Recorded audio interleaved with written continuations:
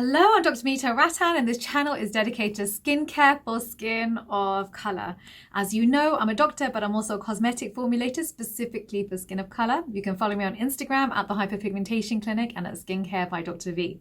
Right, so today's video is all about reviewing Palmer's. Is Palmer's suitable for skin of colour or should we be avoiding it? So today was actually quite an interesting video because I just know the number of people who use Palmer's and honestly it was the first time I've gone through the ingredients list and I was quite surprised.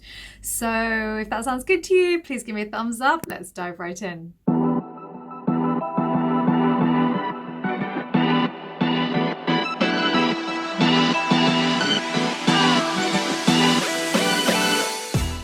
Okay, so first of all, let's start off with Palmer's fragrance-free cocoa butter.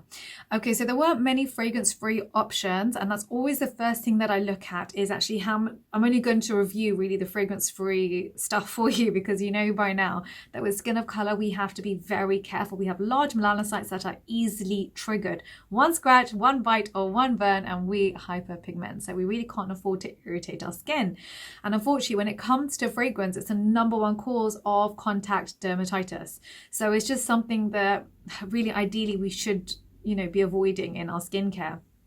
So I don't really want to waste your time with things that have fragrance in them if you already know that that's something that maybe we should be avoiding. So let's start off with the fragrance-free options. So this is Palmer's fragrance-free cocoa butter. The positives are the emollients. It's got fantastic emollients in it. So it's got Elaeis oil, petrolatum, it's got glycerol stearate. The moisturizer it's got is glycerin. However, it does have Cocos nocifera oil, which is 4 out of 5 on the comedogenic scale. And it's also got Theobroma cacao seed butter, which is also 4 out of 5 on the comedogenic scale. So you would avoid this for oily, acne-prone skin. For everybody else, it would be fine. Okay, so the next product is the original solid jar. So here is really clear. Every formulator has got their own signature. The reason we have a signature is because say, for example, if you come into my laboratory, you'll see that there's one section that's evidently missing, and that's the fragrance section. We don't have a fragrance in my factory. However, we have a ton of niacinamide, and so you will see niacinamide in every single one of my products. We have a ton of tetrahexyl decathloscorbate. You'll see that in every single one of my products. We have a ton of sodium ascorbate phosphate. You'll see that in all my products, etc. Octadecanoic acid, azelaic acid. There's certain ingredients that are great for skin of color, and I buy them, 50 kg drums. Like the drums are so big that I can fit my body in them, literally. And so then those ingredients tend to have a 2-year shelf life, and you put them in everything. And you'll see my signature. You'll see at the back of all my products. So for example, this is my dark circles kit, which we're launching on the 2nd of December, the world's first dark circles kit for skin of color. I'm so excited. I know the camera's literally back to front and you probably can't actually read that. But yeah, if you look at the ingredients at the back, which you'll see on the website Skincare by Dr. V, you'll see the similar ingredients in all my products. Lipex kit for lip hyperpigmentation will have the same products because you buy things in massive drums and you would put them in everything. So here, for example, to give you an example, here the 4th ingredient here is Theobroma cacao. So exactly the same ingredient that was in their cocoa butter, which has got 4 out of 5 on the comedogenic scale. And they've also put in isopropyl myristate, which is 5 out of 5 on the comedogenic scale. So avoid if you have, again, oily, acne-prone skin. They've also put in benzyl cinnamate, which is fragrance.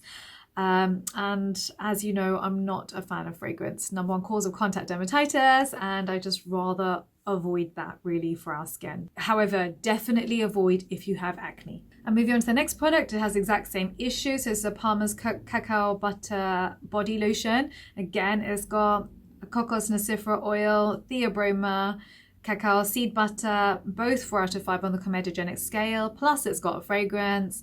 So I would just say avoid. The next one is the intensive hand cream.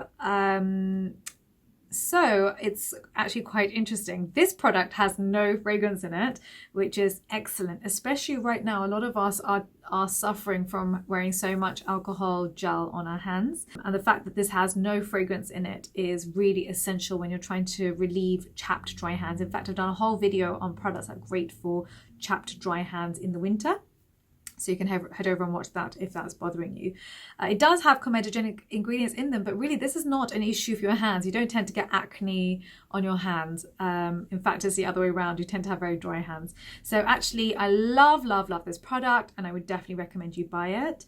Important for you to know, none of my videos have ever been sponsored, and they will never be sponsored.